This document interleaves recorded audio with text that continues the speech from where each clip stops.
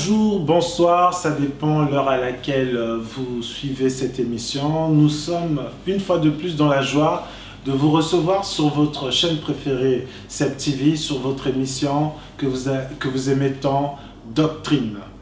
Aujourd'hui, nous avons donc l'honneur, la joie, le plaisir de vous annoncer que nous avons sur le plateau un homme de marque, un homme renommé, un éminent serviteur de Dieu, en la personne du pasteur Paul David Olagui. Pasteur Paul David, bonsoir. Bonsoir. Comment allez-vous? Très bien, par la grâce de Dieu. Alors, ce soir, nous avons le plaisir de vous recevoir sur notre plateau Doctrine, sur Cep TV. Alors, nous aimerions déjà, si vous pouvez vous présenter face à nos internautes, nos téléspectateurs qui nous suivent en très grand nombre. Chers amis, frères et sœurs en Christ, c'est pour moi une joie énorme de me retrouver ici à Paris avec le pasteur Evra dans cette émission Doctrine. Effectivement, je suis arrivé il y a plus de 2 semaines que je suis sur Paris. Je réside en Afrique, à Lomé où je suis missionnaire, au Togo, et au sein du ministère du combat spirituel, ministère chrétien du combat spirituel. Et j'espère que nous allons passer de bons moments ici, sur ce plateau, pour partager réellement de la vision future que le Seigneur a pour particulièrement l'Église africaine, et encore plus en particulier l'Église congolaise, Congo-Brazzaville, Congo-Kinshasa. Alors, donc là, nous avons planté le décor. Comme je vous disais tantôt, nous sommes dans la joie de recevoir avec nous le pasteur Paul David Olagui du ministère du combat spirituel, et il est basé actuellement à Lomé, au Togo. Pasteur Paul David, pardon, notre émission Doctrine a un concept très simple, c'est-à-dire que nous parlons de la doctrine. Et puisque nous vous avons aujourd'hui avec nous sur ce plateau, nous aimerions vous poser quelques questions sur la doctrine, sur le message principal que vous avez reçu. Déjà, est-ce que vous pouvez nous dire, pasteur Paul David, quel est le message principal que vous avez reçu? Parce que nous savons quel est le message principal du ministère du combat spirituel. Mais a priori, vous particulièrement, tout en étant dans ce ministère, vous avez reçu un message bien particulier. Un message, je vous ai entendu en off, un message révolutionnaire. Quel est ce message, pasteur Paul David? Oui, alors, en tout cas, merci pour cette question. Vous savez, nous sommes pratiquement, comme on l'a toujours dit, nous arrivons pratiquement au 7e jour, où le Seigneur avait prévu au 7e jour que ce serait le repos. Et si nous constatons, qu'est-ce que nous constatons dans l'Église aujourd'hui? Pratiquement toutes les vérités apostoliques que l'Église primitive a bien joui, totalement dans son ensemble, ont été rétablies dans l'Église. Depuis la réforme de Martin Luther en 1517 jusqu'à aujourd'hui, nous constatons que pratiquement toutes les grandes vérités ont été rétablies dans l'Église. Peut-être il y a d'autres qu'on ne connaît pas, peut-être qu'ils viendront, mais la grande majorité des vérités apostoliques ont été rétablies dans l'Église. Alors, mais qu'est-ce qui s'est passé depuis 1517 jusqu'à aujourd'hui? On a constaté que ces vérités qui ont été révélées ont été à la base de la fondation des mouvements. Et nous avons remarqué que, selon le bon vouloir et le bon plaisir de notre Seigneur, que ces vérités, au contraire, ont servi à diviser l'Église davantage qu'à unir l'Église. Est-ce que Dieu est incompétent d'avoir permis de révéler dans différents pays, dans différentes personnes des vérités, et pour le but de diviser l'Église? Nous commençons, je peux aller rapidement pour que les gens comprennent de quoi nous parlons. Quand l'Église catholique, qui a eu le mandat d'étendre le nom de Jésus sur la planète pendant 12 siècles exactement, l'Église catholique a dominé, était la seule Église universelle, et elle a permis que le nom de Jésus aille sur tous les continents. Voilà la mission qui avait été donnée à l'Église catholique, c'était la mission et l'évangélisation dans le monde entier. Et elle a merveilleusement réussi. Bon, mais alors, maintenant, après l'Église catholique, Dieu a voulu rétablir maintenant les vérités de sa parole. Parce que la seule vérité qu'on peut reconnaître à l'Église catholique, c'est qu'au moins ils ont fait la mission et l'évangélisation. Ce qui a donné de la joie à notre Père, parce que la Bible déclare qu'il y a de la joie au ciel quand il y a un converti. Donc l'Église catholique a donné beaucoup de joie à notre Père. Il y a eu beaucoup de fêtes au niveau du ciel, à cause de beaucoup de gens qui ont donné, surtout chez nous en Afrique. L'Église catholique a fait du bon travail. Maintenant, il était question maintenant d'arriver dans les vérités de l'Évangile. Et Dieu a suscité un monsieur qui est extraordinaire, que j'aime beaucoup. En la personne de Martin Luther, en Allemagne, c'était à Wittenberg. C'était un petit moine qui a eu la grâce d'être visité par le Seigneur. Et il a compris tout de suite que le salut n'était pas par les œuvres, mais que le salut était par la grâce. Et c'est lui qui a révolutionné. Il y a 500 ans. Cette année, nous fêtons les 500 ans de la réforme de Martin Luther. Bon, et avec lui, il y avait Zwingli en Suisse, il y avait Jean Calvin en France, il y avait Simon Menon en Hollande, aux Pays-Bas. Ils étaient tous un groupe, et John Knox en Écosse. Et de ce mouvement-là de la réforme, deux grandes églises sont sorties, l'église luthérienne et l'église presbytérienne. Ce sont les deux grandes églises du mouvement de la réforme de 1517. Avec l'église d'Angleterre aussi, le roi Henri IV, qui s'est séparé de l'église catholique. Lui, c'était pour une raison ou autre, c'est parce qu'il voulait divorcer avec une femme et que l'église catholique ne voulait pas lui accorder le divorce. Et c'est ainsi qu'il est parti, il a fait l'église d'Angleterre, qu'on appelle aujourd'hui l'église anglicane. Bon, ça c'est le premier mouvement de réforme. La vérité qui a été rétablie, la justification par la foi et l'autorité seule de Jésus-Christ.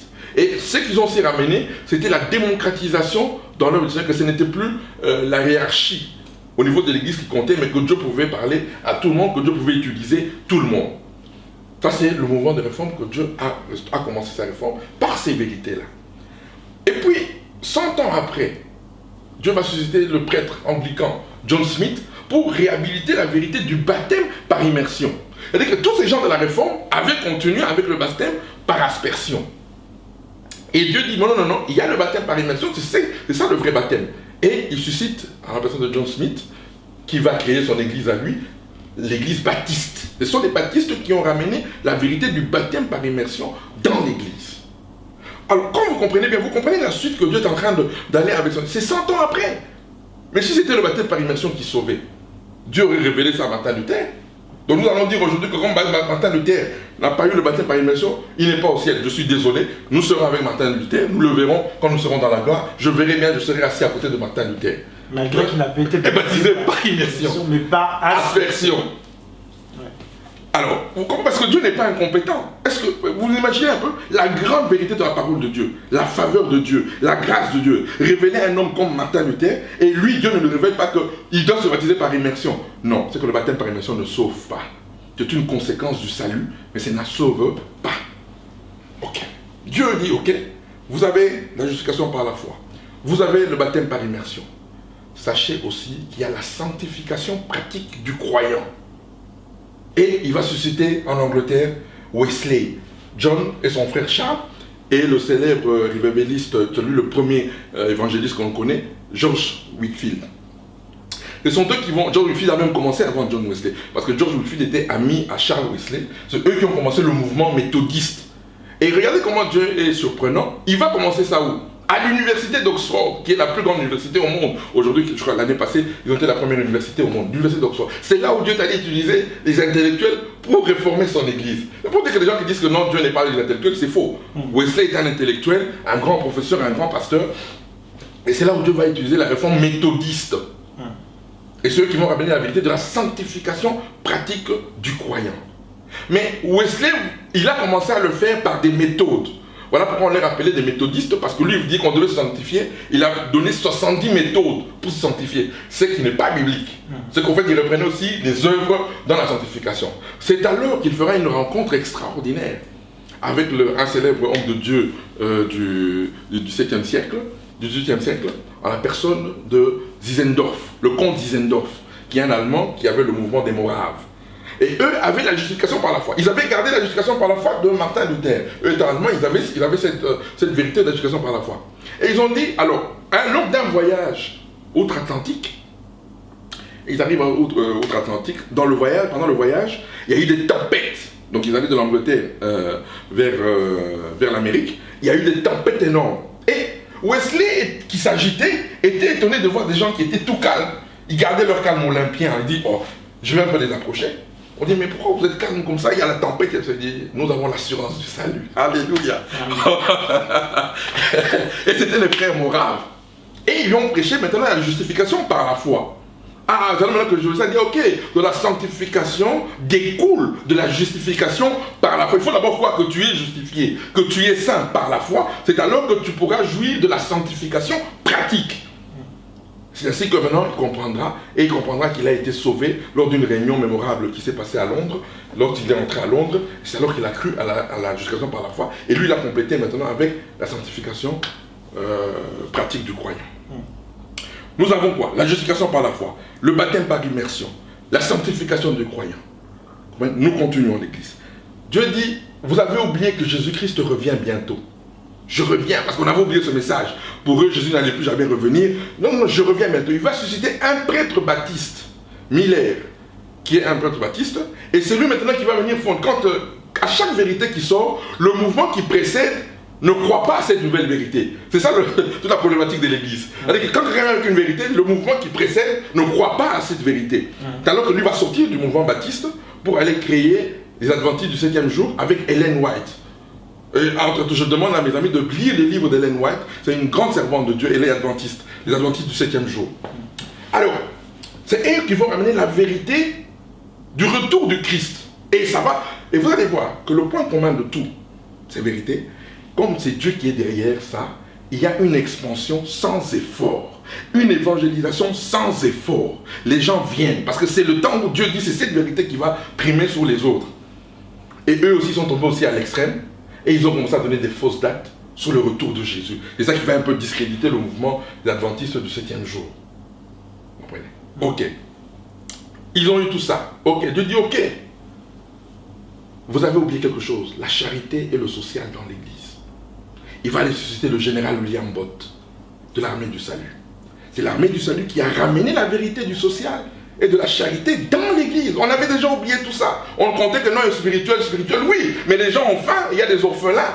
Et le général William Bott va ramener la vérité de la charité et du social dans l'Église. Et comme c'est Dieu qui est derrière ça, il y a eu aussi une évangélisation. L'armée du salut a connu une expansion extraordinaire. Extraordinaire. Extraordinaire. Et après, nous arrivons maintenant au mouvement où Dieu dit ok. Vous avez tout ça? Avant ce mouvement-là, l'Amérique avait perdu le message. Dieu va susciter un homme aux États-Unis en la personne de Moody, qui lui sera un homme, au fait, qui sera au-dessus des églises, au-dessus des dénominations. Il va faire l'évangélisation avec toutes les églises. Il va ramener le réveil, qui va préparer le réveil pentecôtiste de 1906. C'est en la personne de Moody, l'évangéliste Moody. Et celui qui va ramener la vraie foi évangélique, qui va amener maintenant les gens à aller maintenant parler avec Dieu, avec les vérités évangéliques, pour maintenant à faire descendre le Saint-Esprit. Ainsi qu'il y aura le mouvement de 1906. Avant le mouvement de 1906, nous avons eu le mouvement de 1905 avec le pays de Galles, mais comme Dieu avait déjà terminé avec l'Europe, il devait aller en Amérique. Le réveil du pays de Galles, où Robert Evans, était l'auteur de ce réveil, Dieu s'est manifesté glorieusement aussi au pays de Galles, notamment au pays de Galles, où c'était un pays des alcooliques. Mais pendant ce réveil, tous les bars, les dépôts de poissons ont fermé. On n'a pas eu besoin d'aller voter des lois contre l'alcoolisme au Parlement, mais par la plénitude du Saint-Esprit, les bars ont fermé, les brasseries ont fermé par l'effusion du Saint-Esprit. Voilà, là, quand je dis aujourd'hui, là, revenons à la parole de Dieu, nous allons vivre ce que les autres ont vécu. Ce n'est pas le Parlement qui peut régler des problèmes spirituels. Ce n'est pas le Parlement, non, ce n'est pas le Parlement. C'est nous, les serviteurs de Dieu, qui devons régler les problèmes spirituels. Et il y a eu le grand réveil de 1906 qui jusqu'à aujourd'hui domine le monde, le mouvement pentecôtiste.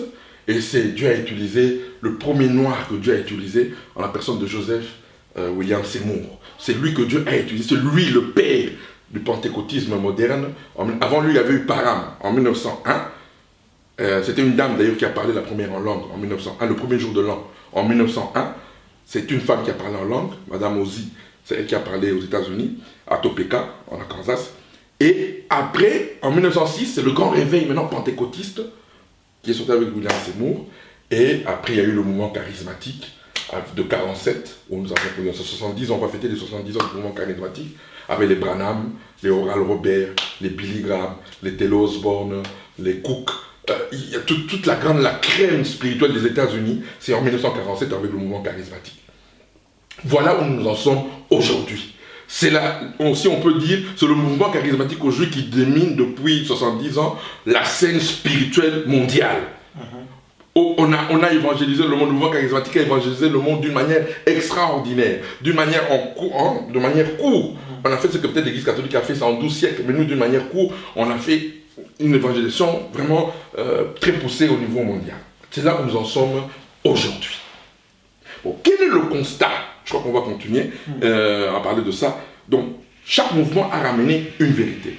Justification par la foi, baptême par immersion, sanctification pratique du croyant, le retour de Jésus-Christ, la charité, le social dans l'Église, comment je peux dire, les dons du Saint-Esprit, les charismes, les révélations. Après tout ça, Dieu a dit, ok, vous avez tout ça, mais sachez aussi que le diable continue à vous harceler et à vous combattre. Et le grand mouvement du combat spirituel, qui a ses origines aux États-Unis, parce que tout le mouvement charismatique, c'est des États-Unis que c'est venu. Et Dieu a utilisé une grande servante. D'abord, c'est le premier qui a eu, c'est Derek Prince, qui a parlé le premier du combat spirituel. Et puis celle qui a amené d'une manière, qui a eu le mandat de divulguer ce message, c'est Rebecca Brown, avec ses 2 livres à succès que nous connaissons. Il est venu libérer les captifs et préparer la guerre. Voilà, et c'est ce mouvement-là que, même nous en Afrique aujourd'hui, c'est le mouvement qui domine aujourd'hui la scène charismatique, c'est le mouvement du combat spirituel et le mouvement de la délivrance. Comprenez? Bon. Pratiquement, quand nous regardons, toutes les vérités ont été rétablies. Mais maintenant, chaque fois, même quand le combat est arrivé, tout le monde a critiqué le combat.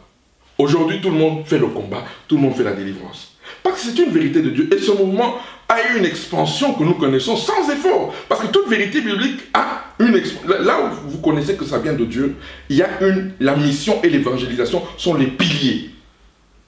Il y a à voir ça. S'il n'y a pas de mission, il n'y a pas d'évangélisation, Dieu n'est pas là-dedans. Parce que Dieu, c'est le seul commandement qu'il a laissé. Allez, faites de toutes les nations mes disciples. Mais maintenant, papa, nous arrivons maintenant 2000 ans depuis que l'Église a été créée, fondée. Chaque mouvement a prétendu détenir la vérité absolue de Dieu. Mais nous avons remarqué que tous ont fait des erreurs. L'Église catholique a fait des erreurs. Les luthériens, les presbytériens, les baptistes, les méthodistes, tous, les pentecôtistes, les charismatiques, nous tous, nous avons fait des erreurs. Alors finalement, mais qui détient alors la vérité absolue si nous tous nous avons fait des erreurs? C'est que nous tous nous n'irons pas au ciel. Parce que nous tous nous avons fait des erreurs. Donc il doit y avoir une vérité quelque part qui nous justifiera devant le Père. Et je crois que nous arrivons maintenant au moment où il faut maintenant aller à cette vérité qui va nous justifier devant le Père. Et il n'y a pas photo. C'est la croix du calvaire de l'agneau de Dieu, qui est l'ensemble de toutes les vérités. Il n'y aurait pas eu la croix du calvaire, il n'y aurait jamais eu de justification par la foi. Il n'y aurait pas eu la croix du calvaire, il n'y aurait jamais eu du baptême par immersion. Il n'y aurait jamais eu la croix du calvaire, il n'y aurait jamais eu de sanctification par le Saint-Esprit. Il n'y aurait pas eu la croix du calvaire, il n'y aurait pas eu le retour du Christ. Il n'y aurait pas eu la croix du calvaire, il n'y aurait pas eu la charité, le social dans l'Église. Il n'y aurait pas eu la croix du calvaire, il n'y aurait pas eu les dons spirituels que nous avons connus, les charismes. Il n'y aurait pas eu la croix du calvaire, il n'y aurait pas le combat spirituel. Parce que pour qu'il y ait le combat spirituel, il a fallu d'abord la victoire de Golgotha. Sans la victoire de Golgotha, moi et toi, on ne pouvait pas faire face aux démons. Donc, voilà la vérité absolue qui va unir toutes les vérités. Mais, Pasteur David, permettez-moi de poser cette question. Quand on essaie d'avoir cette lecture historique que vous avez étalée sur place, et que maintenant le message de l'heure serait la croix, le message de la croix, comme il est écrit que c'est une folie pour ceux qui périssent, c'est scandale pour les Juifs, mais c'est une puissance de Dieu pour nous qui sommes sauvés. Mais est-ce que ça veut donc dire que toutes les autres révélations tombent en désuétude, c'est-à-dire c'est plus d'actualité? Non, au contraire maintenant. Lorsque nous allons élever la croix, nous allons jouir de toutes ces vérités sans effort, mais nous allons les jouir. Parce que quand nous allons élever la croix, c'est dans l'adoration que nous allons jouir de la justification par la foi. C'est dans l'adoration que nous allons jouir du baptême par immersion. Parce que dans l'adoration, la présence de Dieu va descendre. Ceux qui sont incrédules vont chercher à se convertir. Parce que dans l'adoration, la présence de Dieu, nous sommes maintenant la génération Josué. Josué, c'est Dieu qui a combattu pour Josué. Et Josué, c'est l'image du Christ. Josué est l'image du Christ. C'est-à-dire que nous mettons l'alliance. Maintenant, comme on dit, voilà, ils ont dit, vous allez mettre l'alliance à 2000 coudées du peuple. Les sept sacrificateurs prendront le large de l'alliance et à chaque fois qu'eux se mettront devant, rien ne vous arrivera. Donc maintenant, il est temps que l'Église maintenant mette l'arche de l'alliance devant. Et l'arche de l'alliance, c'est la croix du calvaire, qui est l'arche de la nouvelle alliance. Donc maintenant, c'est à l'Église de poser la croix devant, dire, bon voilà, nous reconnaissons que tout a été accompli. J'aime pas tout est accompli parce qu'on a mal traduit ça. En anglais, on dit the finished work of Jesus. Donc le travail achevé. C'était un travail achevé. Aujourd'hui, pourquoi aujourd'hui l'Église n'est pas satisfaite de cette œuvre? Toute la problématique qu'on a, voilà pourquoi on ne jouit pas de cette œuvre. Derrière cette œuvre, c'est là où se cache le lait et le miel de l'Église. C'est-à-dire quoi? Le Saint-Esprit, la plénitude de la personne du Saint-Esprit, le baptême de la personne du Saint-Esprit se cache derrière le sacrifice de l'agneau. Alors, comment élever ce sacrifice? C'est en croyant tout ce que ce sacrifice nous a donné. Et quand vous croyez tout ce que ce sacrifice nous a donné, vous allez être des adorateurs en esprit et en vérité, comme ce que Jésus avait promis à la femme samaritaine. Je t'ai dit la fois passée, regarde nos cultes. Combien de temps nous passons dans l'adoration dans nos cultes? C'est aujourd'hui des formalismes, c'est des rituels. On est dans ce cas. Non. Là où il y a l'adoration, c'est la présence du Saint-Esprit qui dirige le culte. Mais comme on ne veut pas adorer, on veut chercher, on veut demander. Moi, je dis aux gens, au lieu de demander, croyez que tout a été condamné dans la chair de Jésus. Si vous croyez que tout est... Si réellement nous croyons que Jésus est Dieu, moi je crois que maintenant on doit d'abord revenir à la simplicité de l'évangile. Est-ce que nous croyons que Jésus est Dieu? S'il est Dieu, on vous dit que Dieu est mort pour vous. Mais qu'est-ce que toi tu peux encore présenter à Dieu? C'est que même la personne de Jésus, nous ne croyons pas qu'il est Dieu. Parce que si on vous dit que Jésus est Dieu et qu'il a accepté de mourir pour vous, bon, qu'est-ce que toi tu peux donner à Dieu? C'est là toute la difficulté, parce que moi quand je comprends que cette œuvre-là, tout ce dont j'ai besoin, Dieu a complètement établi tous mes besoins dans l'œuvre de son Fils. Donc qu'est-ce qu'il me reste à faire? Thank you. Merci papa, je t'adore, je t'aime. Par ce sacrifice, je suis l'homme le plus saint du monde. Je ne pourrais pas être plus saint que ce que ton sacrifice m'a donné. Même si je suis parfait à 99,99%, je ne serai jamais saint autant que le sang m'a donné. Cette position, c'est Jésus qui me l'a donnée. Père, je suis l'homme le plus en parfaite santé parce que toutes les maladies ont été condamnées dans la chair de Jésus. Je t'adore d'avoir accepté la condamnation de ma maladie dans ta chair. Pourquoi on ne peut pas adorer Jésus? Pourquoi vous cherchez ce qui vous a été donné? Donc, ce qui voudrait dire, Pasteur David, que s'atteler à enseigner, par exemple, la délivrance, le baptême, sans faire référence à la source de toutes ces vérités, c'est une erreur. C'est une erreur parce qu'on ne va pas jouir. Je donne un exemple. Aujourd'hui, quand les gens témoignent, Oui. à l'église par exemple, ça c'est la majorité, comment nous témoignons. Comment nous témoignons aujourd'hui? Une femme avait le sida, elle vient à l'église. Je vais te donner toutes les dénominations confondues, comment on témoigne aujourd'hui. Parce qu'il y a eu la guérison partout. Personne n'a le monopole de la guérison, parce que ceux qui ont prêché la guérison par la foi ont eu la guérison. Ceux qui ont prêché le baptême par immersion ont eu la guérison. Ceux qui ont prêché la sanctification ont eu la guérison. Ceux qui ont prêché le combat spirituel ont eu la guérison. Tout le monde en a joué de la guérison. Personne n'a le monopole de la guérison. Exactement. Alors, si tous ont joué, mais pas de la même manière, c'est qu'il doit y avoir une source quelque part. Alors, regarde quand quelqu'un vient témoigner. Si c'était un prophète qui avait dit, ma soeur, le Seigneur me dit que tu seras guérie du sida. Ok, elle est guérie aussi. Par la parole de prophétie, elle est guérie aussi. Maintenant, quand elle vient dimanche témoigner au culte, vraiment, ce prophète-là, il est de Dieu. Ce prophète-là, quand il a prophétisé, là, il a dit que j'étais malade du sida. Et maintenant, je suis guéri du sida. Ouais, papa. Amen, amen. C'est fini. Dieu ne nous a pas demandé de témoigner comme ça. Maintenant, je reviens maintenant à la source. Comment le prophète a prophétisé? Par le Saint-Esprit. Comment il a eu le Saint-Esprit? Par le sacrifice de l'agneau. Il n'y aurait pas eu le sacrifice de l'agneau si Jésus n'avait pas condamné la maladie, le sida dans sa chair, subir le jugement et la condamnation du sida. Le Saint-Esprit ne serait jamais venu manifester par la prophétie la guérison à cette sœur. Donc la gloire ne doit pas aller au prophète ou à la manière, mais la gloire doit aller à la source. La croix du calvaire. C'est-à-dire que nous, si tout le monde amène les gens à la croix, tout le monde adorerait Jésus-Christ pour la croix du calvaire.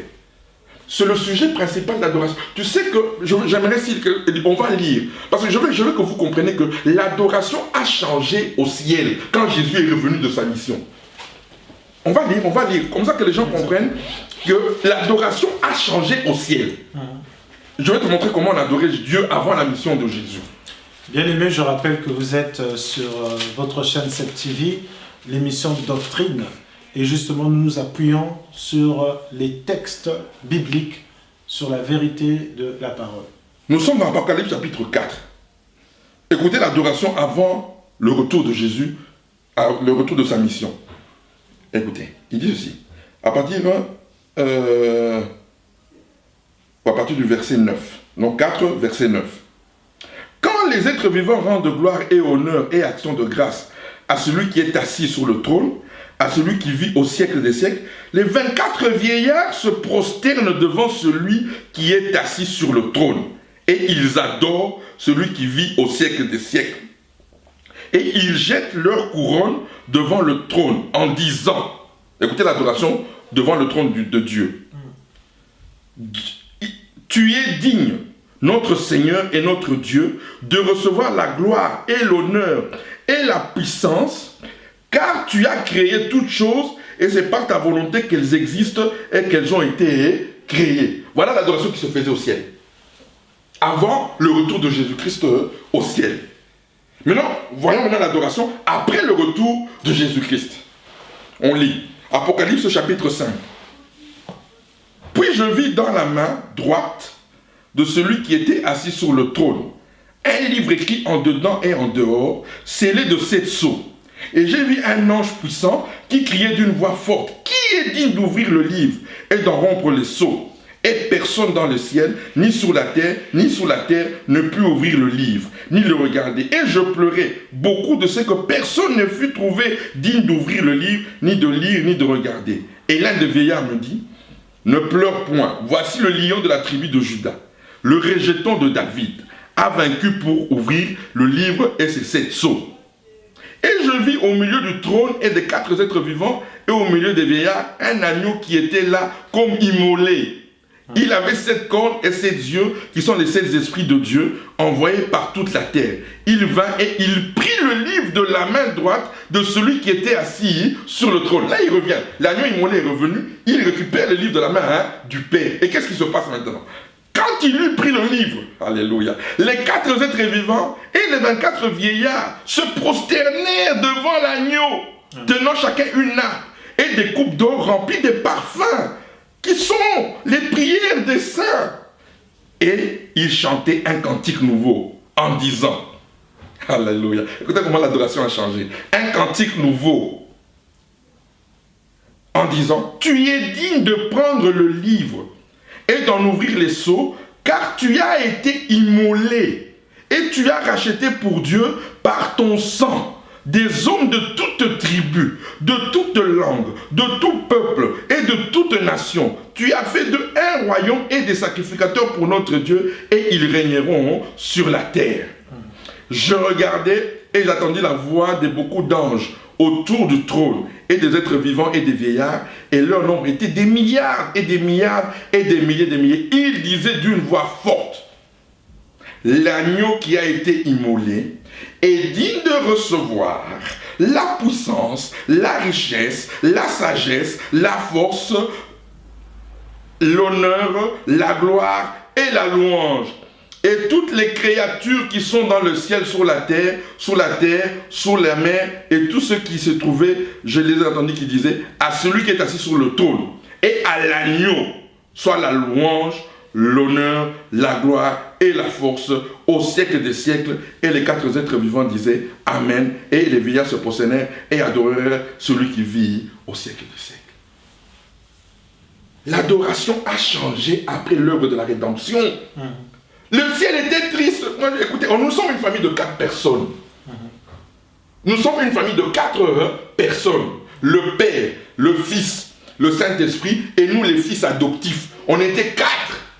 Mais un s'est rébellé. Mais papa, imagine un peu dans ta famille, quand vous êtes une de tes soeurs se rébelle loin de vous. Est-ce que vous serez en paix? Non. Ils n'étaient pas en paix au ciel.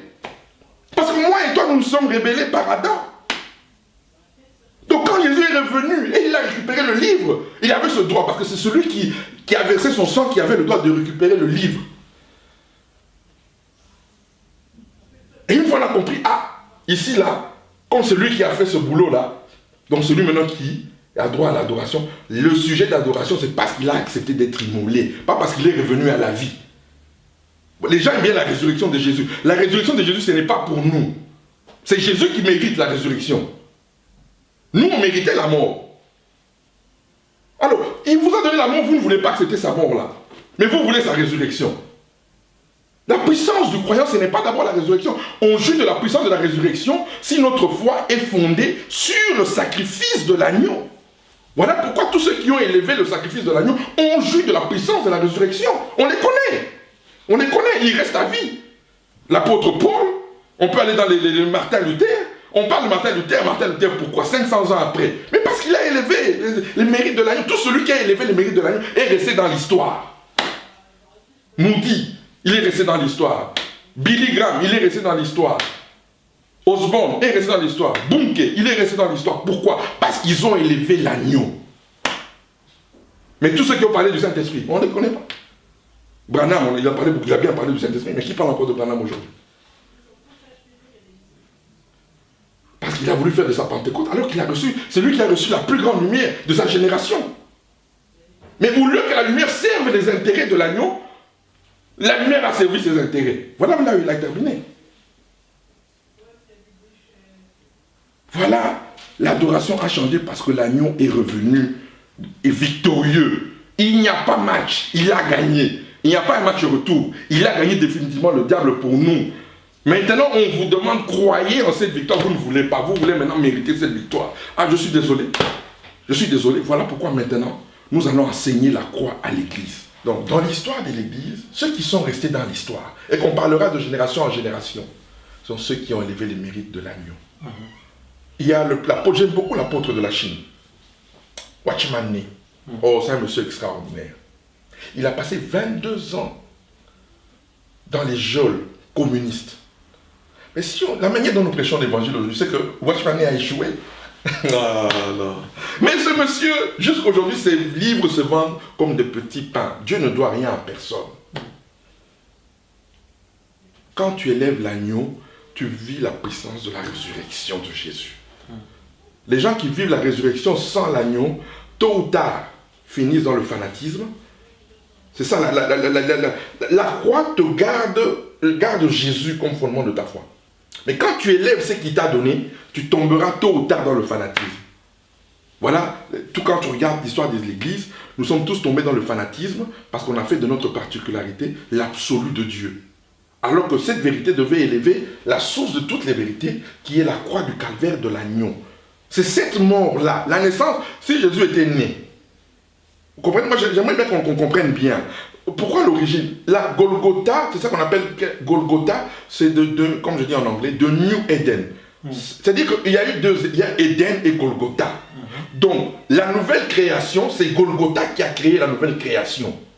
C'est à Golgotha où maintenant la nouvelle race est née. Nous étions tous là, tous les élus. J'aimerais que les gens comprennent. Nous, ce que nous vivons là, c'est le film qu'on projette dans nos vies. Mais nous étions dans le sein de Jésus. Depuis qu'il quittait le ciel là, tous les élus étaient dans le sein de Jésus. Quand maintenant Jésus est dans le ventre de Marie, moi et toi nous étions dans le ventre de Marie, avec Jésus, dans le ventre de Marie. Quand Jésus sort du ventre de Marie, nous sommes avec lui, en lui. Pendant les 33 ans là de marche, là, quand il n'a pas péché, moi et toi nous sommes en lui, on n'a pas péché en lui, pendant les 33 ans là, de sa marche là. Papa, il va à la croix, au moment où il va à la croix, nous sommes en lui. Il va dans le séjour de mort, nous sommes en lui. Et aujourd'hui, il est avec nous. Nous sommes avec lui, assis dans les lieux célestes. Bien que nous sommes ici sur terre, mais nous sommes assis avec lui dans les lieux célestes. C'est ça le miracle. Notre miracle, c'est la chair de Jésus. Jésus n'a jamais donné de doctrine. De sa bouche, il n'a jamais donné de doctrine. Jésus a dit, celui qui mangera ma chair et qui buvera mon sang aura la vie. C'est tout ce qu'il a dit. Les gens vont me parler du sermon sur la montagne. Le sermon sur la montagne, Jésus n'a jamais demandé pour que vous le pratiquiez. J'aimerais donner aux légalistes, Jésus n'a jamais donné le sermon sur la montagne pour qu'on le pratique. Parce qu'aucun homme ne peut pratiquer le sermon sur la montagne. Il voulait démontrer aux Juifs qu'en plus de la loi que Moïse nous a donnée, écoutez ce que moi mon Père exige. Et les gens étaient incapables pour lui dire qu'il n'y a que moi, Jésus. Le sermon sur la montagne, il n'y a que Jésus seul. Maintenant, vous voulez juger de ça, il faut d'abord que je sois sacrifié pour que maintenant ma vie soit maintenant distribuée à tout le monde. Les gens ne comprennent pas pourquoi les apôtres, avant la mort et la résurrection de Jésus, étaient des hommes charnels. Parce qu'ils n'avaient pas le Saint-Esprit. Jésus était avec eux, il soufflait sur eux. Là, ils pouvaient résister. Mais une fois que Jésus est parti, ils n'avaient pas le Saint-Esprit. Même Jean-Baptiste. Quand Jean-Baptiste a parlé de Jésus, la présence de Dieu est venue sur lui. Parce que dans l'Ancienne Alliance, le Saint-Esprit venait, quand Dieu voulait parler à quelqu'un, l'Esprit venait sur la personne, et puis quand il avait terminé sa mission, il partait. Mais il n'était pas dans l'homme. Mais nous, dans la Nouvelle Alliance, l'Esprit vient dans l'homme, parce que le sang a réglé le problème de l'homme. Dieu ne pouvait pas venir habiter dans l'homme tant que le péché n'avait pas trouvé solution. Et la solution du péché, c'est la mort de Jésus. C'est le sacrifice de Jésus. On est des saints parce que le problème a été réglé une fois pour toutes à la croix du Calvaire. Tu veux me juger par mes œuvres? C'est ton problème. Moi, je suis l'homme le plus saint de la planète. Pas parce que j'ai la vie la plus sainte, mais parce que le sang de l'agneau nous déclare saints. Nous allons le lire parce qu'il faut que les gens comprennent maintenant que nous allons maintenant vérifier, comme les étudiants de Béret, la parole de Dieu. Bien-aimés, donc je vous rappelle, vous êtes sur votre chaîne préférée Seb TV, l'émission Doctrine. Nous sommes avec le pasteur Paul David Olani, qui en tout cas nous emmène dans les firmaments de la parole de Dieu. Nous lisons Hébreux chapitre 10. Écoutez ce qu'on dit. En effet, la loi... Oh, alléluia. Ceux qui veulent la loi, je suis désolé pour vous. La loi, c'est la mort. Si tu te fies à la loi, tu iras en enfer. Si tu veux te justifier par tes œuvres, tu iras en enfer. Parce que ce jour-là, quand on mettra, on va balancer tout ce que tu as fait dans tes pensées, paroles, actions, il n'y aura pas photo. C'est l'enfer qui t'attend. Donc arrêtez avec la loi. Écoutez ça.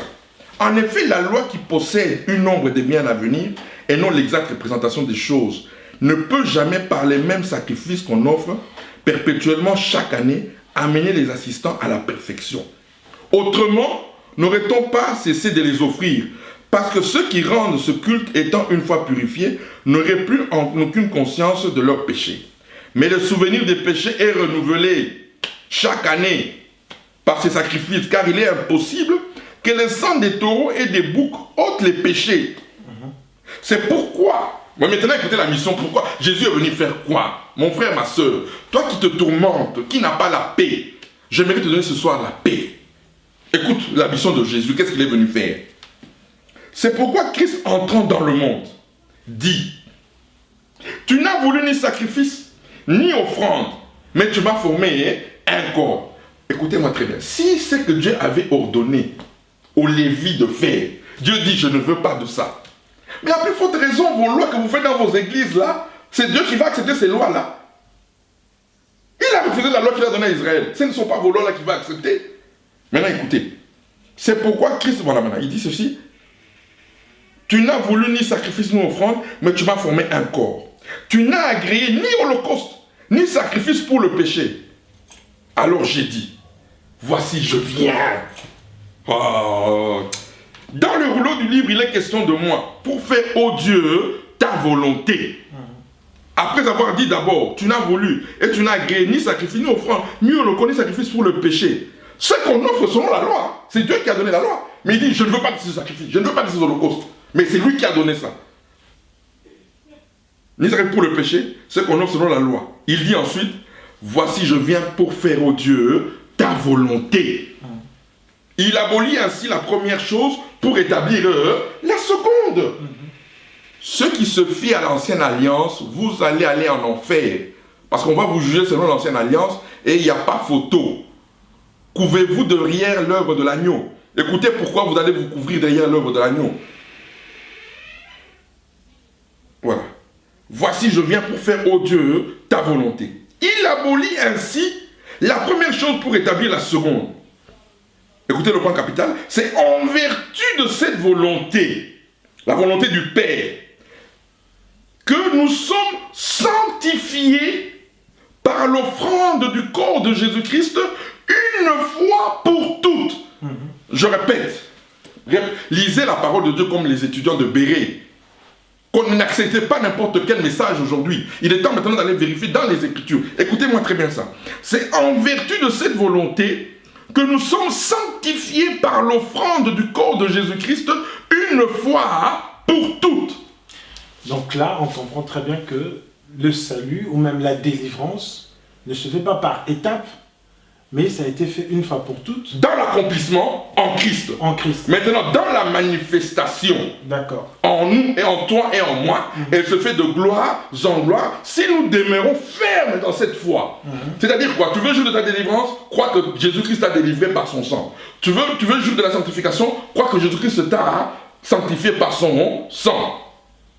D'accord. Tu comprends? Maintenant, c'est alors maintenant que le Saint-Esprit qui a été chargé de venir manifester ce que Jésus a fait pour nous dans sa chair. Il nous a délivrés dans sa chair. Le Saint-Esprit vient maintenant en nous pour manifester ce que Jésus a fait dans sa chair. Mais pour qu'il le fasse, tu dois demeurer ferme. Malgré, si tu tombes dans le péché, tu dois rester ferme. Si tu es malade, tu dois rester ferme. Okay. Vous comprenez? Donc c'est ça, Dieu n'était pas incapable de nous manifester tout en une fois. Tu crois que Dieu est impuissant de le faire? Mais pourquoi il ne le fait pas? Parce qu'il veut toujours qu'on dépende de l'agneau. Voilà pourquoi il ne manifestera aucune... Même quand nous partirons, personne ne vivra à 100% la manifestation de ce qu'il est devenu en Jésus-Christ. Même quand nous partirons, nous ne vivrons ça qu'à la résurrection. Tel qu'il sera, tel que nous serons, c'est à la résurrection. Mais tant que nous demeurons fermes, nous allons de gloire en gloire comme il est. Mais nous n'atteindrons pas ça. C'est une vérité. Moi, les gens qui ne veulent pas, les gens qui veulent prendre les enfants de Dieu en otage, qui ne veulent pas leur donner la vérité de la parole de Dieu, en pensant que si on leur dit, les gens vont demeurer dans le péché. Avec un tel amour, il est impossible que le Saint-Esprit te garde dans les ténèbres. C'est impossible. Impossible. L'amour de Jésus a toujours démontré la manifestation de la vie de Dieu dans la vie des enfants de Dieu. Donc, si je comprends bien, pour tous les enfants de Dieu, que ce soit ceux qui ont le ministère ou ceux qui n'ont pas le ministère, mais en tout cas tous les enfants de Dieu, ils doivent se conformer à cette vérité. Considérer que l'œuvre à la croix a tout accompli, donc il n'y a plus aucun effort à faire. Il n'y a pas d'effort à faire. S'il y avait un effort à faire, Dieu ne serait jamais descendu. Dieu aurait demandé à l'homme de faire quelque chose pour lui. Pasteur, l'apôtre Paul dit qu'il traite durement son corps. Oui. Comment, je reviens à ça. Maintenant, nous allons comprendre comment l'apôtre Paul écrivait ses lettres. Ce sont des lettres, j'aimerais bien dire, les chapitres, c'est nous, c'est l'Église qui a mis les chapitres. Mais ce sont des courriers que l'apôtre Paul a écrits. Quand est-ce qu'il exhorte et quand est-ce qu'il donne les conseils? C'est à la fin de tous ces courriers. Quand il a déjà développé comment il traite Dieu son corps. Comment traiter Dieu son corps? D'abord en croyant que tu es saint. Ça, c'est d'abord traiter ton corps. Ce n'est pas évident. Ça, c'est d'abord la première des choses. Traiter durement ton corps. Je crois que je suis saint. C'est pas évident. Hein. Beaucoup d'étudiants, quand tu dis aux chrétiens, tu es saint, ils disent non. Pourquoi tu n'es pas saint? Ah non, mais moi, ma vie est encore comme ça. Voilà. Traite d'abord durement ton corps. Crois que tu es saint. Tu as une vérité absolue qui te garantit ça. C'est le sacrifice de l'agneau. De deux, il ne t'a rien demandé. Quand il est rentré à la maison, quand il a remis le sang à son père, le père a dit, ok, maintenant tu peux redonner notre nature à tes frères et à tes soeurs. Prends le Saint-Esprit, renvoie-le sur terre.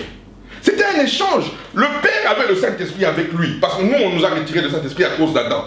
Jésus ramène le sang. C'était un échange. L'échange au ciel, c'était quoi? Jésus, tu reviens de ta mission avec le sang, tu me présentes le sang, ton corps, que tu as offert en sacrifice pour tes frères et sœurs. Moi, je leur remets notre nature, le Saint-Esprit. Maintenant, Dieu dit, il vous est avantageux que je m'en aille, afin que le Saint-Esprit vienne. Maintenant, le Saint-Esprit est venu maintenant. Il vient pourquoi? Première chose d'abord, pour convaincre les pécheurs. Voilà pourquoi personne n'a rencontré Dieu de lui-même. Personne. Comment ça se passe? Pasteur Evra, il est né telle année, il va se convertir en 2020. Ok, Saint-Esprit, c'est au mois d'avril. Allez, descends, commence ton œuvre. Le Saint-Esprit commence son œuvre à l'extérieur des hommes. Le jour où on a décidé que le pasteur Evra, tu te convertis ce jour-là, le Saint-Esprit commence, il vient. Allez, entre ici là. Tu entres là, on parle de Jésus, tu donnes ta vie. Une fois qu'on te donne, le Saint-Esprit ne peut pas entrer dans ta vie tant que tu n'as pas reçu Jésus. Alors une fois que tu as cru en Jésus-Christ, le Saint-Esprit dit, ok, maintenant je peux. Mais c'est lui qui t'amène à Jésus pour que lui entre en toi. Tu comprends? Alors maintenant, il entre et il commence maintenant son travail. Mais maintenant, comment les gens reçoivent Jésus? Quand aujourd'hui les gens reçoivent Jésus par la guérison, ils n'ont pas reçu Jésus. Quand les gens reçoivent les gens par la délivrance, ils ne reçoivent pas Jésus. Jésus, c'est par la connaissance de son sacrifice, de sa mort, de sa résurrection et de sa glorification qu'on reçoit Jésus. On ne reçoit pas Jésus parce qu'il a guéri. La guérison sert d'appât, la délivrance sert d'appât. Mais quand ils arrivent maintenant, on présente Jésus. C'est ça, c'est là où nous on a voulu que les gens reçoivent Jésus par une guérison. Quelqu'un était malade, comme Jésus veut montrer qu'il est puissant, il guérit les malades. Maintenant vous voulez recevoir Jésus par rapport à la guérison? Non! C'est par rapport à la connaissance du Fils qu'on reçoit Jésus. Maintenant, beaucoup de gens ont reçu Jésus sans la connaissance. Voilà pourquoi nous avons des hybrides dans l'église. Donc on peut dire qu'eux n'ont jamais reçu. Ils n'ont jamais reçu. Donc ils n'ont pas le Saint-Esprit en eux. Ils n'ont pas le Saint-Esprit en eux parce que le Saint-Esprit... Non, je ne peux pas être catégorie. Pourquoi? Parce que non, je ne peux pas être catégorie dans ce sens-là. C'est-à-dire qu'il reste sous l'effet de la condamnation. Non. Dieu, là, il utilise sa souveraineté. Là, je reviens dans la souveraineté de Dieu. Nous avons des cas, tout est dans la Bible. On a des cas où Jésus a guéri d'abord, sans que la personne ne connaisse. Tu comprends? La personne est guérie, il part, il ne connaît même pas qu'il a guéri. Il part. Après quoi? Mais Dieu régularise toujours. La personne maintenant revient, et Jésus maintenant se présente à la personne. Et la personne maintenant croit en Jésus-Christ. C'est ça que l'Église veut faire. Oui, la guérison c'est normal parce que notre Dieu guérit. La délivrance c'est normal, notre Dieu délivre. Mais ne nous arrêtons pas à ça. Que cela nous amène maintenant à la connaissance du Fils. On reçoit Jésus sur la base qu'il a pris ta place. Si quelqu'un, on t'a jamais dit que Jésus avait pris ta place, c'est que tu n'as jamais reçu Jésus. Ce soir, j'aimerais te donner cette occasion.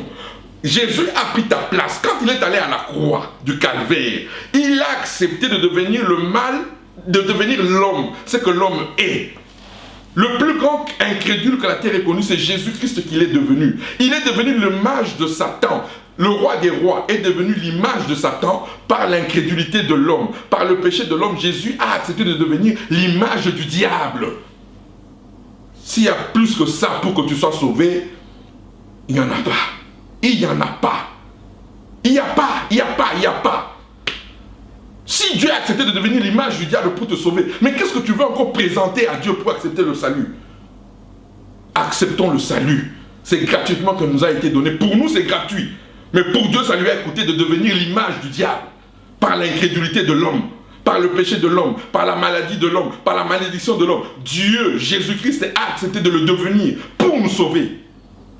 Si toi, tu dis que ça ne t'a rien coûté, oui, mais j'aimerais que tu comprennes. Il est saint. Il est saint. Il est saint. Mais il a accepté de compromettre sa sainteté pour te sauver. Alors aujourd'hui, si tu n'as jamais reçu Jésus tel quel, et il a accepté, il est allé dans le séjour de mort, et il est revenu à la vie. Et Dieu l'a glorifié, l'a élevé, l'a fait asseoir à sa droite, où il continue encore à intercéder pour toi. Ah, Seigneur, merci. Il continue, aujourd'hui où nous parlons là, à la droite du Père, il ne veut qu'intercéder pour toi. Il est ton avocat, ton défenseur, le député céleste. C'est lui. Voilà son amour. Si l'amour de Jésus n'a pas consisté d'abord à te manifester la guérison, non, l'amour a consisté d'abord à prendre ta place. Voilà là où son amour a commencé. Voilà la base sur laquelle nous recevons Jésus-Christ. Ce n'est pas sur la base de la guérison ou de la délivrance. Ça sert d'appât. Ça sert d'appât. La guérison sert d'appât. La sanctification sert d'appât. Tout sert d'appât. Donc, nous avons dit là, comment sommes-nous devenus saints? Par le sacrifice de l'agneau. Ça, c'est ça le fondement de notre foi. Et on ne bouge pas d'un iota. Et je veux encore rassurer mes frères et mes soeurs. Hein? Dans Jean 17, alléluia. Jean 17, c'est la croix en parole. J'espère que les gens me comprennent. Jean 17, voilà là, c'est la prière de Jésus, c'est la croix en parole. Tout ce qu'il a accompli à la croix, il a dit dans Jean 17. Oh, j'aime bien Jésus. Ah. Moi, je ne connais que son amour. Voilà pourquoi j'aimerais vous amener. Il n'y a aucune... Tu vois le problème des prédicateurs? Ils ne comprennent pas qu'il n'y a aucune connaissance qui surpasse l'amour de Dieu. Il n'y a aucune. Si tu veux que les gens croient en Jésus par la terreur, par la peur, c'est ça aujourd'hui le fondement de la foi aujourd'hui. Quel est le fondement de la foi aujourd'hui dans l'Église? L'intérêt, la peur et la contrainte. Mais pas l'amour. Mais il n'y a aucune connaissance qui surpasse l'amour de Dieu. Alors, écoutez dans Jean 17. Il dit, alléluia. Mon frère et ma soeur, tu imagines un peu que Jésus a prié pour toi.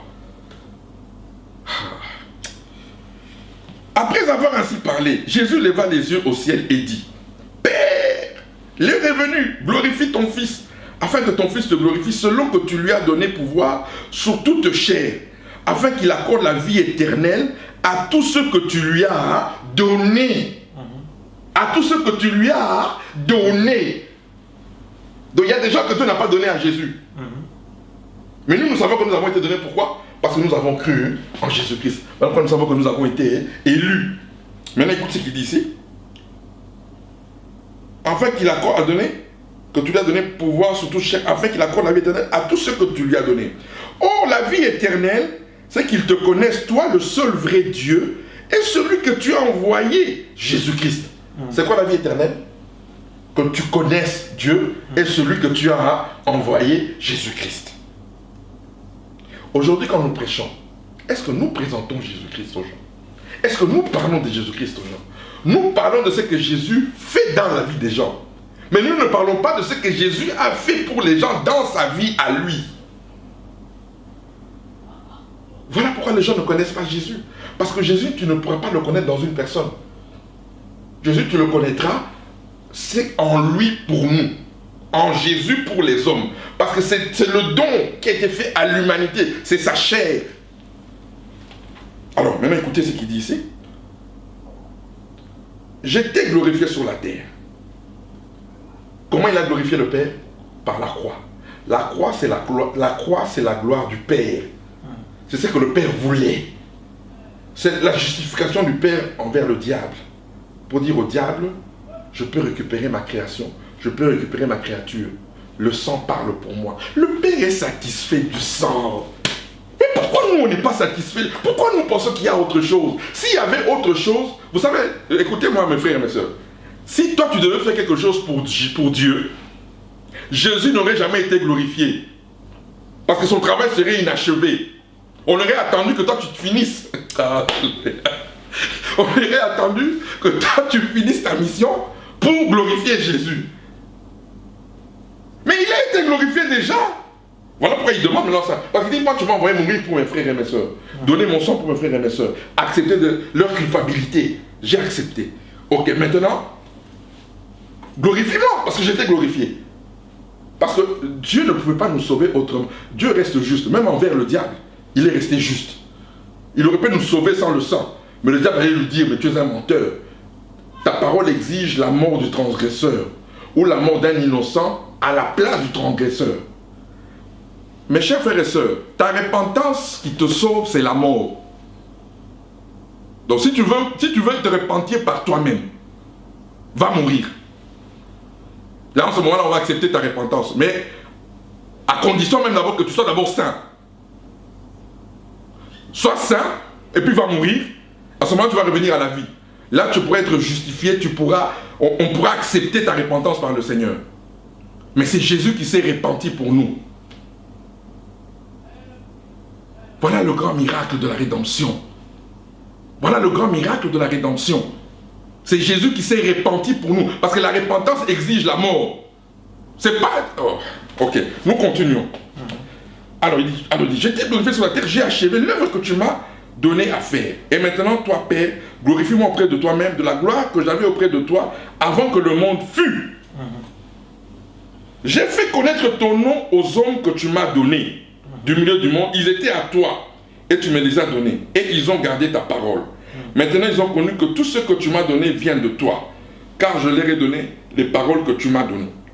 Et ils les ont reçues et ils ont vraiment connu que je suis sorti de toi. Et ils ont cru que tu m'as envoyé. C'est pour eux que je prie.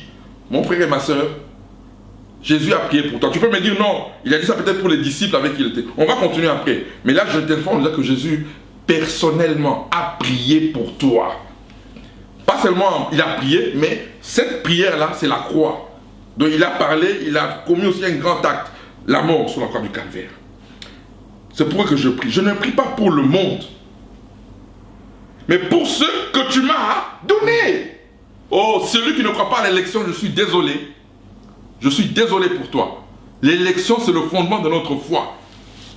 Si on n'était pas des élus, Dieu est injuste. Sans l'élection, Dieu est injuste. C'est l'élection qui rend Dieu juste. Parce que si il n'y avait pas élection, tout le monde aurait eu le droit d'être sauvé. Mais les Africains qui sont nés à l'an 1000 n'ont jamais eu cette possibilité. Parce que Jésus n'était pas arrivé en Afrique en l'an 1000. Donc, si tu ne crois pas à l'élection, je suis désolé pour toi. Nous sommes des élus. Alors, écoutez ce que Jésus dit. Je m'aimerais te rassurer aujourd'hui parce que tu es élu. Écoute ce que Jésus dit. Je ne prie pas pour le monde, mais pour ceux que tu m'as donnés, parce qu'ils sont à toi. Et tout ce qui est à moi est à toi, et ce qui est à toi est à moi. Et je suis glorifié en eux. Je ne suis plus dans le monde, et ils sont dans le monde, et je vais à toi. Père Saint, écoutez ce que Jésus a prié pour toi. Père Saint, garde en ton nom ce que tu m'as donné. Alléluia.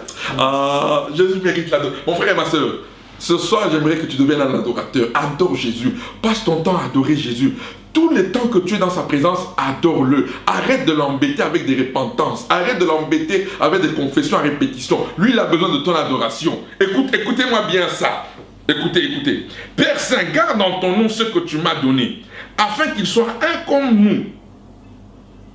Allez, voilà. Je ne suis plus dans le monde, et ils sont dans le monde, et je vais à toi. Père Saint, garde en ton nom ce que tu m'as donné, afin qu'ils soient un comme nous. Lorsque j'étais avec eux dans le monde, je les gardais en ton nom. Hein? J'ai gardé ce que tu m'as donné, et aucun d'eux ne s'est perdu. Sinon le fils de perdition, Judas, on connaît. Afin que l'écriture fût accomplie. Et maintenant je vais à toi. Et je dis ces choses dans le monde, afin qu'ils aient en eux ma joie parfaite. Je leur ai donné ta parole, et le monde les a haïs, parce qu'ils ne sont pas du monde, comme moi je ne suis pas du monde. Je ne te prie pas de les ôter du monde, mais de les préserver du mal. Jésus a prié pour toi, mais il est Dieu.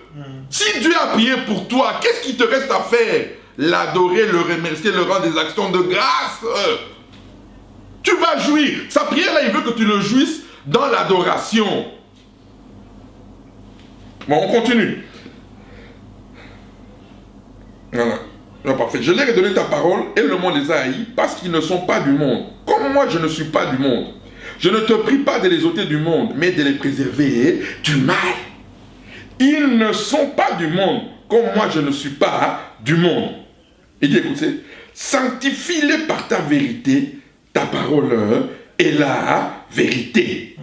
Comme tu m'as envoyé dans le monde, et comme tu m'as envoyé dans le monde, je les ai aussi envoyés dans le monde. Allez, faites de toutes les nations les disciples. Maintenant, écoutez le point capital de ce que nous disons ici là. Écoutez maintenant, pour ceux qui doutent encore que c'est Jésus qui nous a rendus saints par son sacrifice. Écoutez ce qu'il dit ici. Il dit, et je me sanctifie moi-même pour eux. Alléluia. Ah, il mérite l'adoration. Il dit, écoutez, et je me sanctifie moi-même pour eux, afin qu'eux aussi soient sanctifiés par la vérité. Si Jésus ne s'était pas sanctifié pour nous par sa mort, nous ne serions pas nous aujourd'hui sanctifiés par le Saint-Esprit. Alléluia. Oh. Alors, voilà. Bon, ma soeur, si tu croyais que c'était seulement pour les 12 et pour ceux d'Israël, écoute ce qu'il dit ici. Ce n'est pas pour eux seulement que je prie. Alléluia. Ah. Mais encore pour ceux qui croiront en moi par leur parole. Alléluia.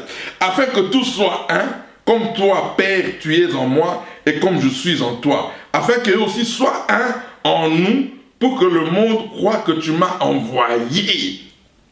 Je leur ai donné la gloire que tu m'as donnée. Là, il parle du Saint-Esprit. La gloire, ce n'est pas les voitures. La gloire, ce n'est pas les maisons. La gloire, c'est le Saint-Esprit. Nous ne sommes pas des hommes charnels. Nous partirons, nous quitterons cette terre. Et c'est l'Esprit. La gloire de Dieu, c'est le Saint-Esprit. Alléluia. Écoutez maintenant. Méditez sur Jean 17. Vous allez aimer Jésus. Méditez sur Jean 17. Alléluia. Et voilà. Ce n'est pas pour eux seulement que je prie, mais encore pour ceux qui croiront en moi par leur parole, afin que tout soit un comme toi. Père, tu es en moi et comme je suis en toi, afin qu'eux aussi soient un en nous, pour que le monde croie que tu m'as envoyé. Je leur ai donné la gloire que tu m'as donnée, afin qu'ils soient un comme nous sommes un. Moi en eux et toi en moi, afin qu'ils soient parfaitement un. Et que le monde connaisse que tu m'as envoyé. Écoutez-moi ça très bien. Alléluia. Et que le monde connaisse que tu m'as envoyé et que tu les as aimés. Ancien, il nous a aimés comme tu m'as aimé. Amen. Alléluia. Oh, c'est beau l'évangile. Aïe, aïe, aïe, aïe. Quand vous comprenez l'évangile, vous imaginez que Dieu, le Père, t'a aimé comme il a aimé Jésus. Nous des pécheurs, nous des ténébreux, nous les gens qu'on ne pouvait pas parler, mais Dieu nous a aimés comme il a aimé Jésus. Voilà pourquoi il a demandé à celui qu'il aimait, Jésus, de sacrifier sa vie pour nous ramener à lui. Père, je veux que là où je suis, ce que tu m'as donné soit aussi avec eux, moi, afin qu'ils voient ma gloire, la gloire que tu m'as donnée, parce que tu m'as aimé avant la fondation du monde. Père juste, le monde ne t'a point connu, mais moi je t'ai connu, et ceux-ci ont connu que tu m'as envoyé. Je leur ai fait connaître ton nom, et je leur ferai connaître enfin que l'amour dont tu m'as aimé soit en eux, et que je sois en eux. Amen. Amen. Voilà, cette prière ici résume la croix avant l'heure. Donc, tout ce qu'il a dit dans cette prière, c'est le résumé de la croix du calvaire. Alors, vous savez, aujourd'hui, j'aimerais que les gens comprennent, mettez votre foi dans l'œuvre de l'agneau.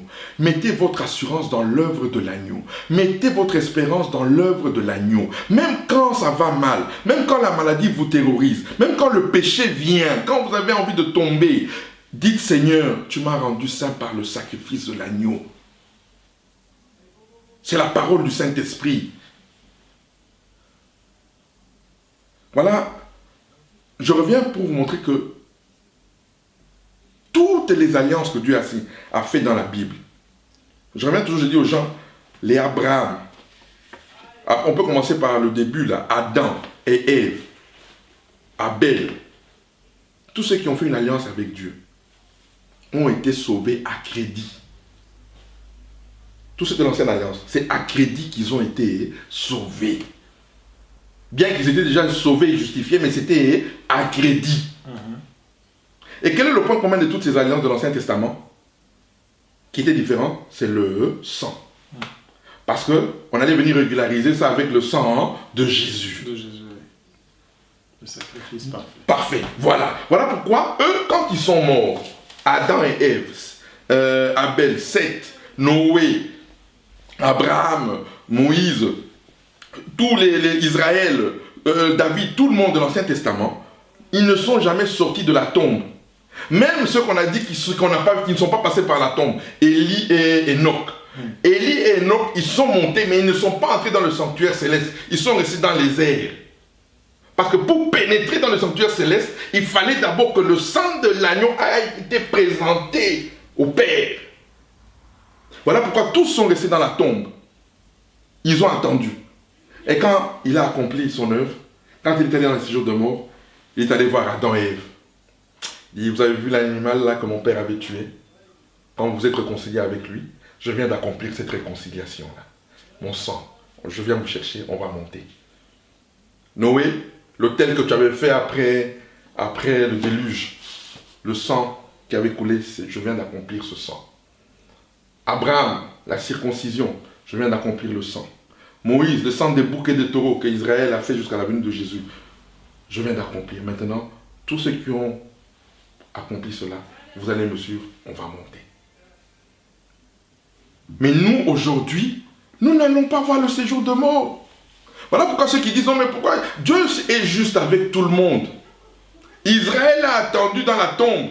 Mais moi et toi, comme on a été sauvés après Jésus, nous n'allons pas passer par le séjour de mort. Alléluia. Nous, quand nous partons de cette terre ici-là, dès que je sors de ce corps terrestre-là, je vois mes 20 anges qui m'entourent depuis que je suis né. Alléluia. Il faut savoir qui vous êtes. Comprenez votre alliance. Il y a 20 anges qui vont m'attendre là. Mon roi, ils vont s'incliner même devant moi. Les anges sont à ton service. Ils sont à mon service. Ils travaillent pour nous. Ils vont... mon roi. Nous sommes des rois, parce que notre grand frère est roi. Nous aussi, nous sommes des rois. Roi, on vient vous chercher. On va vous exhorter dans votre palais royal. Moi, je ne passerai pas par le séjour de mort. On ne passera pas par le séjour de mort. Voilà la grande victoire que nous avons en Jésus-Christ. Amen. Hein, cher pasteur, alors moi je suis venu donner ce soir pour leur montrer, voilà le message qui va révolutionner l'église. Une église l'église que Jésus a vue et qu'il a déjà scellée au ciel. C'est une église qui va reconnaître son œuvre comme l'approbation absolue de l'homme. Voilà, c'est le mot qui me manquait. Donc, si le premier message de l'église était celui-là, donc la croix, et on a vu comment il a été accompagné de la manifestation de la puissance de Dieu. Et que là, on revient, après avoir connu toutes les vérités, donc la justification par la foi, le baptême par immersion, même le combat spirituel, et que maintenant nous sommes dans ce message où nous repartons donc, à la croix.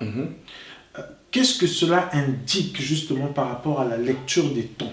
Qu'est-ce que cela cache? Oui, ça cache une seule chose. Quel était le premier message quand Jésus, avant qu'il n'arrive? Le prédicateur précurseur, c'était Jean-Baptiste. Celui qui a présenté, il a dit quoi? Quand il préparait la venue du Christ dans le désert, voici l'agneau de Dieu qui ôte le péché. Voilà le message qui a introduit Jésus dans le monde. Maintenant, nous arrivons vers le retour du Christ. Ce sera le même message qu'il a introduit. Ce sera le même message qui va préparer aussi son retour. Donc, nous allons présenter l'agneau pour préparer le retour de Jésus. Parce que quand on présente l'agneau, l'église devient une église adoratrice. C'est-à-dire quoi? Nous entrons maintenant dans notre mandat céleste. Il faut que l'église sur cette terre, avant le retour dans notre maison, nous allons déjà jouir de ce que nous allons faire dans l'éternité. Dans l'éternité, on ne va pas pleurer. Dans l'éternité, on ne va pas jeûner. Dans l'éternité, on ne va pas prier. Dans l'éternité, on ne va pas crier. Dans l'éternité, on ne va adorer que l'agneau. Il n'y aura pas de séminaire. Il n'y aura pas de séminaire. Le séminaire qu'il y aura, ce sera le cours d'histoire. Ce sera l'œuvre de la rédemption. On aura le cours d'histoire dans le but seulement d'adorer l'agneau. Pour vous montrer, voilà, le cours d'histoire qu'on aura de la rédemption, ça va de montrer, voilà comment le sang vous protégeait. Quand on verra des événements dans ce monde, on vous dit, si Jésus n'avait pas crié à cause de son sacrifice, Dieu aurait déjà massacré la terre. On verra toutes ces histoires et nous nous mettrons à genoux pour l'adorer. Mais n'attendons pas ce jour-là. Voilà pourquoi l'église du 21e siècle est appelée à adorer Jésus. C'est dans l'adoration que nous allons vivre la plénitude, le baptême de la personne du Saint-Esprit. C'est dans l'adoration. Comme Josué a joui.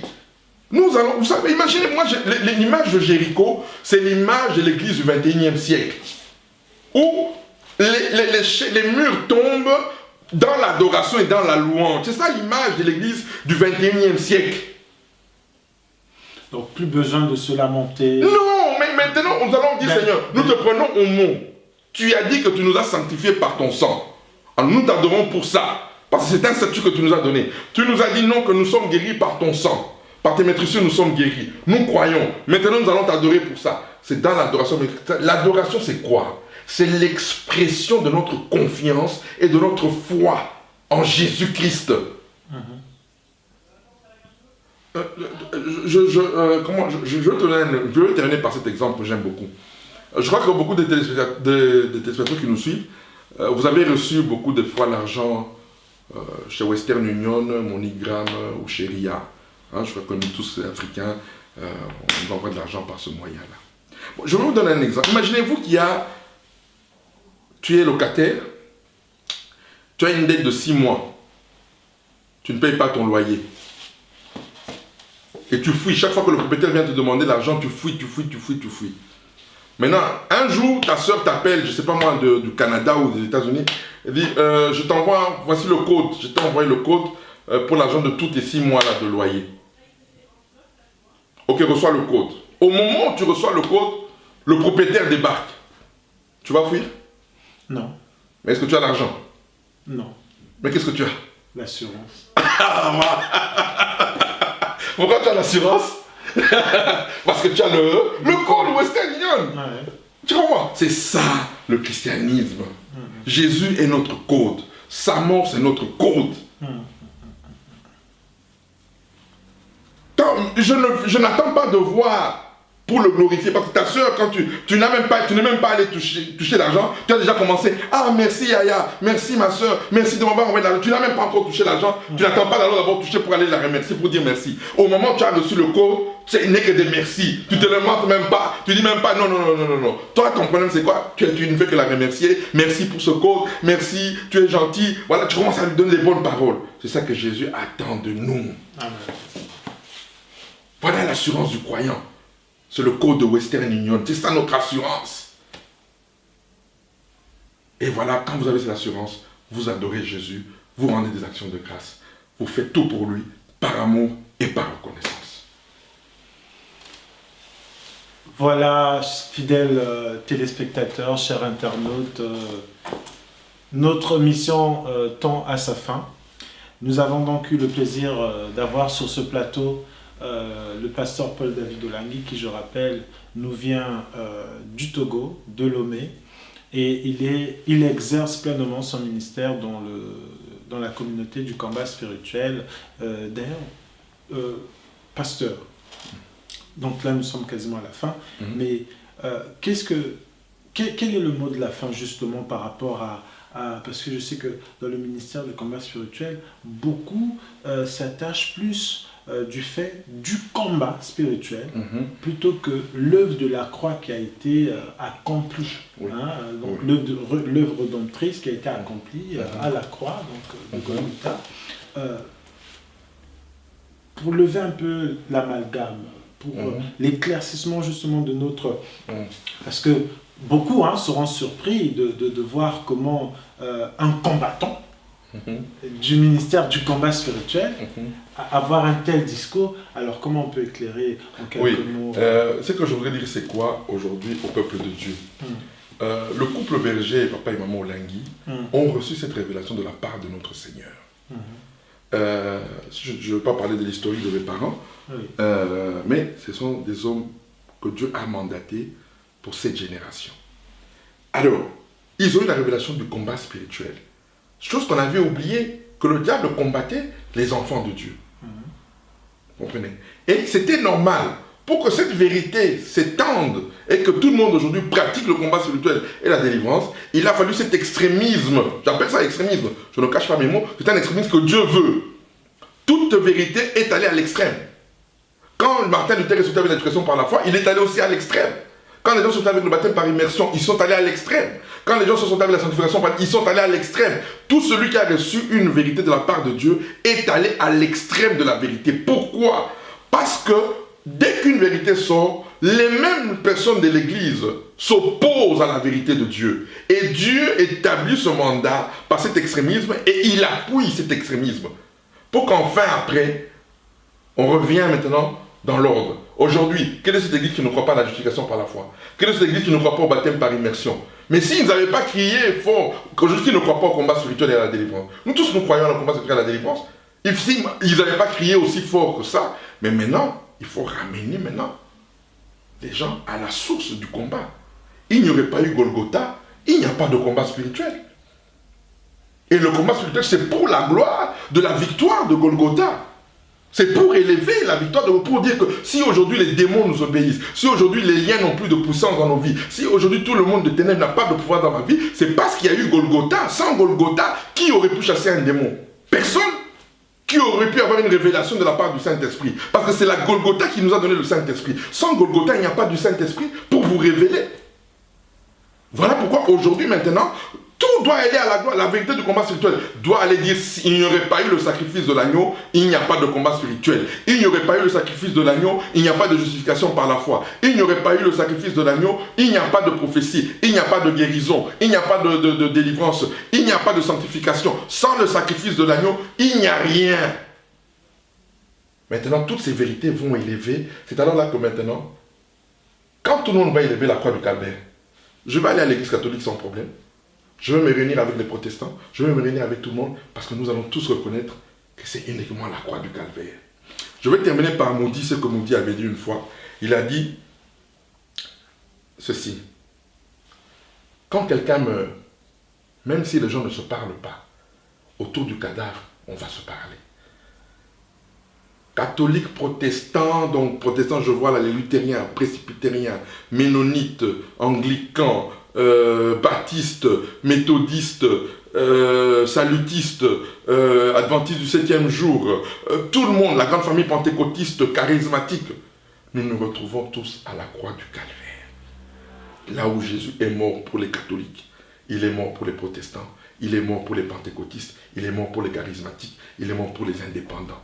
Nous serons tout le monde d'accord qu'à la croix. Moi, je ne serai pas d'accord avec un catholique sur Marie. Un catholique ne sera pas d'accord avec moi sur les dons. Mais en Christ, nous sommes tous d'accord. C'est là où, quand tout le monde va reconnaître la croix, ce sera la fin de l'âge des églises. On ne parlera plus des églises. Tu sais, aujourd'hui, en Israël, personne ne connaît sa tribu d'origine. Parce qu'ils sont à la terre sainte et promise. Ils sont en Israël. Si tu te demandes où sont les Benjamins, où sont les Joseph, où sont les Ruben, où sont ils ne connaissent pas. Et nous aussi, il arrivera un temps. Plus personne ne dira je suis catholique. Plus personne ne dira je suis protestant. Plus personne ne dira je suis charismatique. Plus personne ne dira je suis pentecôtiste. Mais nous dirons nous tous, nous sommes en Christ. Parce que nous avons été sauvés uniquement, réconciliés avec le Père, uniquement par le sang de l'agneau. Notre étendard sera maintenant. Nous allons revenir. Vous savez, quand les croisés sont partis en croisade, voilà, maintenant ce sera les vrais croisés. Hein, pas les croisés qui allaient avec les flèches et tout ça pour combattre charnellement. Nous, c'est avec les deux armes puissantes, le sang de l'agneau et le Saint-Esprit. Voilà les grandes croisades qui nous attendent. Amen, amen. Hein. Voilà, mes bien-aimés, comme la parole le dit, en quelques lieux où se trouvera le cadavre, là se rassembleront les aigles. Alors nous avons été bénis par ce message puissant dans l'émission Doctrine. Alors je vous demande d'être toujours attentif. Justement, ça a été le mot de la fin, ça a été croisade. Cette fois-ci qui ne sera plus faite comme à l'époque avec des flèches, mais avec la parole. Donc je profite aussi de cela pour dire que nous avons notre croisade d'évangélisation donc le mois prochain, avec le pasteur aussi, le jeune pasteur Lord Lombo, qui nous vient de Kinshasa, où nous allons vivre 3 journées de gloire avec le pasteur Lord Lombo. Vraiment, nous vous invitons donc ici en région parisienne, du côté d'Aubervilliers, Henri Manigat, Aubervilliers, la ligne de métro, ligne 7, station Fort d'Aubervilliers. Alors, pasteur, nous avons été dans la joie de vous recevoir. Je crois que ce ne sera pas la dernière fois, mais nous aurons d'autres occasions pour aborder des plus grands messages et surtout de découvrir avec vous pourquoi l'église africaine, c'est l'église du 21e siècle, c'est l'église des derniers jours où Dieu glorifie sa parole. Mais ça sera un sujet pour la prochaine fois, Dieu permettra. Voilà, fidèles internautes, nous sommes donc arrivés à la fin. Nous vous bénissons. Nous sommes dans la joie de vous avoir reçu dans cette émission Doctrine sur votre chaîne préférée, CEP TV. Soyez toujours attentifs. Nous allons vous annoncer les programmes au fur et à mesure. Voilà, que Dieu vous bénisse et à très bientôt pour un prochain numéro. Au revoir. Au revoir. Bonne soirée.